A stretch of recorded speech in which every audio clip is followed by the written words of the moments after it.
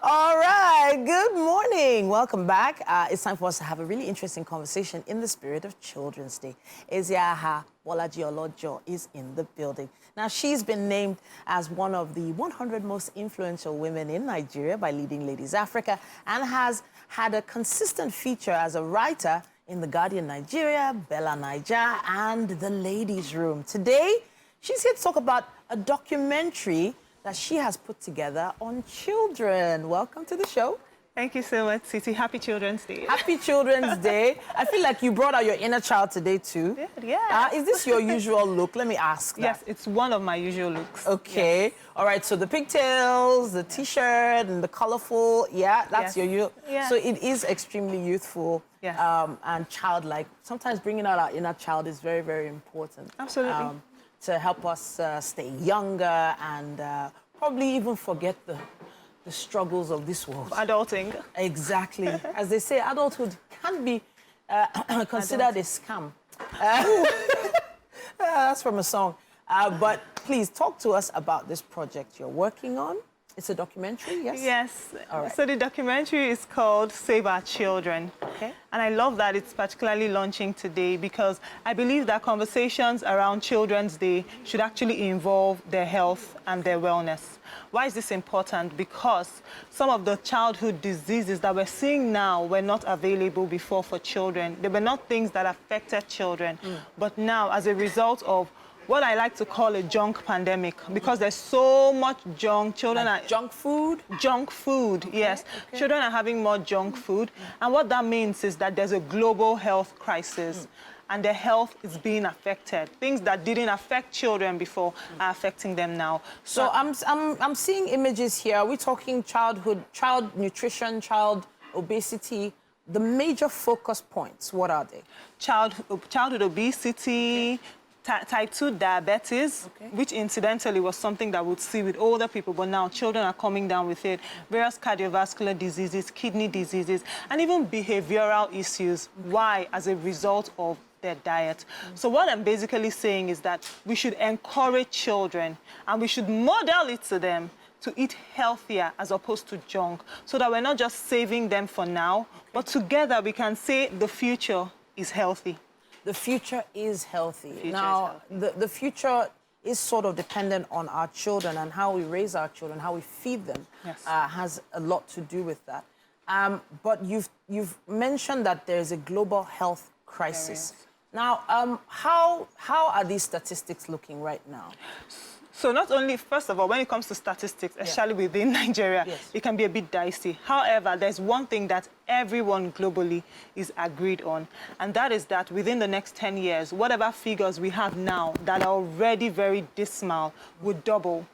So it means that if we have, for example, 10 million children, within the next 10 years, we'll be having 20 million children under 5, under 7, who are dealing with this crisis, this health crisis that could have been easily avoided if we took more emphasis on eating healthier and feeding our children healthier. So I think we also need to define what junk food is and what healthy food is. Because a lot of us feel like, okay, so when I say okele, when I say swallows, I feel like that is a healthy meal, right? And then when I think of like meat pies and stuff like that, I think of that as junk. But there are some cultures, not in Nigeria obviously, that consider some pies and things like that as staple meals. Maybe like in Europe, in the UK, pie is a staple meal for them. What can we do to sort of define the difference so that an average parent watching now knows what they need to change? I love this question because food is not necessarily unhealthy as a result of a name. It's actually the ingredients that make it up. So we can say burger, and we all think burger is unhealthy. But if I made my burger at home with healthy ingredients and... Go ahead. If I made my burger at home and I made it with healthy ingredients and I put all sorts of healthy things as the filling, the burger is now healthy. Wow. Yes, so they're not unhealthy just by their name. We can't just say, oh, burgers are unhealthy, meat pie is unhealthy, pizza is unhealthy. but it actually has to be what we made them from. Okay. So this is the simple rule. First, if you want to eat healthy food, you're best off preparing it from home, as opposed to buying it out. Because when you buy it out, there's a lot of processing that has happened with it. But when you're cooking at home, you actually have control over what you have put on the inside of it.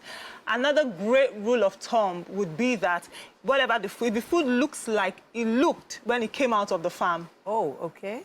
It's most likely healthy. Yes. So when vegetables eventually get to our table, if they're the same color as they were when you started washing them or cleaning them or cooking them, yes. Then it's considered, maybe crunchy, even tastier. Yes. But once it's changed color, it's no longer got all those nutrients in it? Most times. So it's not necessarily just veggies. I'm saying that when we process food, sometimes it doesn't only change color, it changes form. Okay. It changes taste. So you're looking at it and you can't even tell what it was made of because everything has changed, which is why, to be on the safe side, you just want to prepare your food from home, because we really need to save our children. The more they consume all of this junk, the more the future, not just the present, because sometimes you don't even see the impact of it now. Okay. But just because we're not seeing the impact now doesn't mean that we're not going to see it in the future. So let's talk a bit more about this documentary. Yes. First of all, how long is the documentary and how long did it take for you to put together? Oh my goodness. The documentary is about 25 minutes, the main documentary itself. It took us a good number of weeks and plenty nights of working together. So right in the documentary, I had to get child professionals when it comes to health. Okay. So we have pediatrician. Yes, we have pediatrician, we have nutritionist, now pediatric nutritionist. Sure. We have a senior consultant from Luth, who's just brilliant, who sees things that happen in the hospital, right? We also have dietitians, and we have educators, because I believe that educators matter. What we teach in school and what we allow in school makes such a difference. In the documentary, we also have a mom who used food as nutrition therapy to reverse autism. Wow. So that's, really powerful. And then we have regular moms who are just doing right by their children, just because, not necessarily that there's a problem, but because they just want to do right by them. So where can I watch this now? Is it on YouTube? Definitely, it's on YouTube. It's on my YouTube channel, which is called Your Best Life with Eziaha. Okay, Your Best Life with Eziaha. Yes. Amazing. And the title of the documentary is Save Our Children. Save Our Children. Our Children. Yes. Fantastic. Now, there is a book that comes with it that's about to be launched. You should let us know when this happens. Yes. It's coming out soon. So, yes, what you find in the documentary, it's been put on paper as well. Yes. And there's a foreword by Australia's leading allergy health coach as well, Sharon Shelby. Yes. Amazing stuff. Yes. Well done, and thank you for coming to talk to us today. Thank you. Now, the truth is we have sort of, what's that term? Delegated the responsibility of our children's health to so many other individuals apart from ourselves. This Children's Day, as you look at those happy, lovely kids in your home and in your community, maybe find them a very healthy snack or healthy meal today. And let's maybe make some adjustments. Thank you so much, Eziaha. Thank you so much, Titi, for having me.